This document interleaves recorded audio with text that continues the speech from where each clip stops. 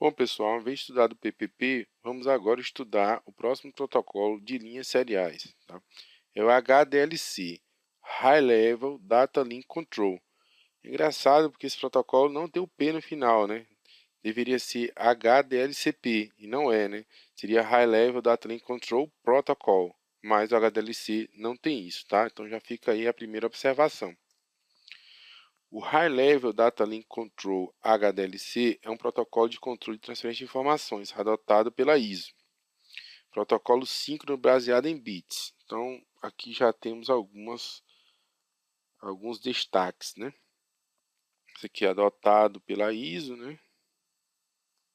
Adotado pela ISO. Ele é baseado em bits. Lembra que lá no PPP a gente falava em baseado em bytes, que no caso poderia ser traduzido baseado em caracteres, aqui é baseado em bits. Que se aplica a camada de enlace, que é que a gente está estudando, só que a camada de enlace WAN, né? Camada 2 modelo ISO OSI. Beleza. As mensagens são transmitidas em unidades denominadas frames, quadros, como é característica, né? O PDU característico da camada de enlace, que podem conter um volume variável de dados, sempre organizado da mesma forma. Principais características do protocolo. Protocolo da camada de enlace, orientado a bits, a gente já destacou. Base para os diversos tipos de protocolos LAP-X. No final a gente vai falar sobre um LAP-B, né, que seria o embrião aí do X25, tá? Usa transmissão serial síncrona, fornecendo comunicação livre de erros entre dois pontos. Então, comunicação serial síncrona. Lá no PPP a gente tinha síncrona e assíncrona, né? Aqui a gente tem serial síncrona, comunicação livre de erros, né? Então ele faz controle de erros, tá? Entre dois pontos. Proporciona controle de fluxo e controle de erros, como a gente já viu, usando confirmação e um esquema de janelamento. Mas, Walter, janelamento não é só lá na camada de transporte, pessoal. Fora o fato que a gente já falou várias vezes ao longo do nosso curso de que a camada de enlace é muito parecida com a camada de transporte. Por quê? Porque uma cuida da camada imediatamente inferior, ou seja, a camada de enlace transforma a camada de hardware, né, em algo parecido com alguma coisa que não tem erros, né? Então, o transporte tenta fazer a mesma coisa ali com a camada de redes, né? O fato é que se uma camada faz uma determinada operação, as outras não estão impedidas de fazer, tá, pessoal? Isso a gente já destacou várias vezes. Então, o janelamento aqui é comum na camada de enlace também, depende do protocolo, tá? HDLC Default não especifica o tipo de protocolo sendo transportado, ou seja, o transporte da camada de cima, no caso, a camada de rede, né? Normalmente o HDLC é utilizado em links ponto a ponto, principalmente em linhas privadas, né, que é o caso aqui que a gente falou, né, links ponto a ponto, porém, aí ele coloca aqui, ó, teoricamente, né, então, teoricamente, ele aceita também o modo multiponto. Nunca vi, tá, pessoal? Nunca vi você utilizar HDLC multiponto. Normalmente, quando você vai fazer multiponto, você utiliza outros artifícios, tá? Por exemplo, utilizar um frame relay, mas utilizar HDLC multiponto eu nunca vi, mas ele diz que teoricamente é possível, tá? A transmissão pode ser half e full duplex, tá? Até pelo fato de que se ele implementa multiponto, então ele tem que implementar half duplex, tá? Isso é uma consequência. A gente viu isso muito lá no módulo de LAN, tá? Então isso aqui é consequência disso. Se for só ponto a ponto, eu starto full duplex. Suporta a configuração ponto a ponto multiponto, opera em linhas privadas ou linhas de escadas, tá? Beleza? Aqui seria, né, o protocolo LAP, né? Então a gente falou que o HDLC é a base para todos os protocolos LAP, né? Link Access Procedure Balance, né? No caso LAP-B, também conhecido como protocolo de acesso versão B, é um subconjunto do protocolo HDLC, tá? É empregado para o controle de quadro de informações em termos de enlace em redes full duplex, ponto a ponto, na conexão entre um computador e uma rede pública ou privada de computação de pacote. A utilização do Link Access Procedure Balance é encontrada no padrão X25 para a computação de pacote. Essa transparência eu deixei para corroborar, né, o fato de que o HDLC ele é base para todos os protocolos do tipo LAP, aí ele colocou X, né? Seria LAP genérico, aqui seria o LAP B, que seria utilizado no X25. Beleza? Para frente. E aí, pessoal, preciso mais nem dizer o que a gente vai fazer agora, né? A gente vai resolver questões, né, sobre HDLC para solidificar. Essa é a nossa prática, tem sido assim durante todo o curso, tá? Sentindo uma boa sensação, então vamos continuar assim. Duas questões nessa transparência. Primeiro, CESP SERP 2008. O HDLC é um protocolo de camada 2 utilizado para conectar dispositivos seriais ponto a ponto. O DLCI, Data Link Connection Identifier, é o número utilizado para identificar PVC, Private Virtual Circuit, em uma rede HDLC. Bom, pessoal, se você estudou comigo, né, principalmente o módulo anterior, você vai perceber o seguinte, que daqui para frente ele começou a falar de quem, hein, pessoal? Do negócio chamado Frame Relay. É lá no Frame Relay que a gente vai ver o DLCI, o que ele significa, né? Que ele só tem significado local. A gente vai falar de PVC, mas PVC é uma característica, né, das outras redes de trânsito também. Não é o caso do HDLC, pelo menos na prática, né? A gente viu que em teoria ele poderia fazer ponto multiponto. O fato é que essa parte aqui também está toda corretinha até aqui. Daqui ele descamba e começa a falar do Frame Relay. Ah, Walter, mas eu não estudei Frame Relay, então volta lá no módulo anterior, tá? O módulo 8, e vai estudar a parte de rede de trânsito. Beleza? Portanto, essa questão aqui não tem salvação. Qual que vai ser a nossa resposta aqui, hein, pessoal? A resposta é errada. Ok? CESP Anatel 2009, o HDLC, High Level Data Link Protocol. Opa, aqui já tem, né, um probleminha, né? Mas tudo bem, vamos lá, deixa lá, o quê? Porque não tem protocolo, né? Não tem protocolo. A gente viu logo no começo, tá? Utiliza a transmissão síncrona, sua operação inclui três fases, inicialização, intercâmbio e finalização. As informações de controle de fluxo e controle de erro são trocadas entre emissor e receptor na fase de inicialização. E aí, pessoal, você pode dizer, ah, Walter, já está errado, né, por causa disso aqui. Está errado porque não é protocolo. Pessoal, assim, se isso acontecesse de fato, seria um caso raríssimo. Normalmente as bancas, principalmente o CESP, não fazem esse tipo de pegadinha com acrônimos. Eu prefiro achar que esse cara, ele colocou isso aqui inadvertidamente, tá? Mas, graças a Deus, né, existe outro problema na questão que vai torná-la errada. Eu não sei se vocês já perceberam. O que, que é? Ele fala assim, ó, as informações de controle. Aí você, pô, Walter, mas informação de controle não é utilizada na inicialização?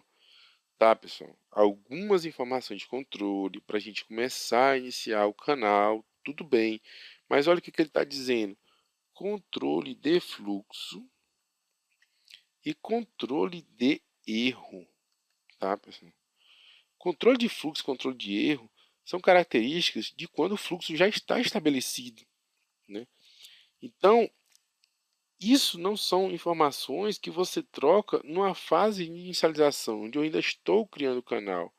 Isso aqui eu faço, né, numa fase, por exemplo, de intercâmbio. Ou seja, o que ele quer dizer com intercâmbio? É quando o circuito, né, está estabelecido, né, e aí eu consigo trocar. Então, independente se é controle, se é intercâmbio, finalização, etc., eu só sei o seguinte, olha, independente, né, de eu saber se essas três fases elas existem ou não existem, ou se elas sempre vão existir, né, porque é um estabelecimento de canal, mas se esse é o nome canônico que a gente dá a elas, interessa, tá, pessoal? Porque no final das contas, controle de fluxo, controle de erro, são características de fase intermediária, ou seja, quando o fluxo está estabelecido, e não numa fase onde o fluxo ainda vai ser estabelecido, que no caso é a inicialização. Portanto, essa questão está errada por causa disso aqui. Ah, Walter, isso aqui. Sinceramente, pessoal, não sei. Prefiro achar que isso aqui foi um vacilo do cara da banca. Ah, mas eu ia entrar com recurso. Beleza, você tinha todo o direito, né? Mas eu acho que isso aqui foi um erro, Assim, o cara não tinha se atentado para isso. Mas como essa aqui já estava errada também, acabou que tudo ficou errado e corroborou, né? Isso aqui está errado. Vamos bater agora o gabarito oficial. Tá lá as duas erradas, né?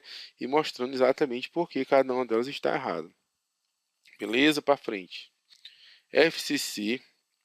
Aqui tem um errinho, né? Eu botei um S a mais, né? Mas é TRF4 2010, tá? Então esse aqui, vamos já arriscar aqui, né? Isso aqui seria TRF4 2010. Na comunicação de dados, é um protocolo orientado à conexão que contém operações para estabelecer, reinicializar, encerrar a conexão e transmitir dados. Que protocolo é isso, tá? Então, isso aqui, pessoal, eu coloquei porque é o seguinte, eu gostei desse termo aqui, ó, reinicializar. Reinicializar, então estabelece, reinicializa e encerra a conexão. Muita gente, pessoal, marcou quem pela popularidade? Muita gente foi seco no TCP, né? Seco foi no TCP. Mas o protocolo TCP, ele não reinicializa a conexão, tá? Ele não tem essa capacidade de reinicializar a conexão. Beleza, pessoal? Quem tem capacidade de reinicializar a conexão, até pelo quadro a gente está estudando isso, é quem? É o HDLC, tá? O TCP, ele não tem essa capacidade. Isso aqui está falso, tá bom? Então, quem é um protocolo dito persistente, né? Ou seja, a conexão caiu e ele vai lá e restabelece a conexão, é o HDLC. O TCP, uma vez interrompido, já era. O HDLC ele consegue se regenerar, né? Restabelecer a conexão uma vez perdida. Beleza? Então, vamos bater aqui com o gabarito oficial. Tá lá, HDLC. Beleza? Para frente. Próxima questão. CSPI Criminal Federal, 1993. Dois dos protocolos de Data Link WAN mais populares são o HDLC e o PPP. Sobre esses protocolos são feitas as seguintes afirmativas. 1. O HDLC e o PPP integram dados em links seriais síncronos, sendo que o PPP suporta também links seriais assíncronos. A gente viu, né, pessoal? Qual que é a resposta aqui? Isso aqui está correto, tá? Beleza? Foi visto aí, só se tiver dúvida é só voltar na transparência, tá? 2. O protocolo PPP pode ajudar um roteador a reconhecer um enlace em loop, permitindo que ele possa desativar a interface e, sendo possível, utilizar uma rota alternativa. Isso aqui, pessoal, é derivado da propriedade de multilink que o PPP tem, tá? Lembra que a gente falou? É multilink? Isso aqui acaba sendo uma derivação do fato do PPP gerenciar multilink. Beleza? 3. O protocolo PPP é orientado a bit, enquanto que o HDLC é orientado a caracteres. Pessoal, isso aqui é uma pegadinha clássica, né, na parte PPP versus HDLC, tá? O que vocês notaram aí? O que ele fez? Ele inverteu, né? Ele inverteu o PPP, que é orientado a caractere, com o HDLC, que esse sim é orientado a bit. Beleza? Então, essa questão aqui está errada. Então a gente fica com 1 e 2. Onde é que tem 1 e 2 aqui? 1 e 2 é a letra D apenas, né? Vamos bater agora com o gabarito oficial. Tá aí, né? Item 1 e 2 apenas. E aqui o item 3 está invertido. Beleza, pessoal? Vamos dar continuidade aqui. SESGRAN Rio DCE 2009, Departamento de Controle do Espaço Aéreo.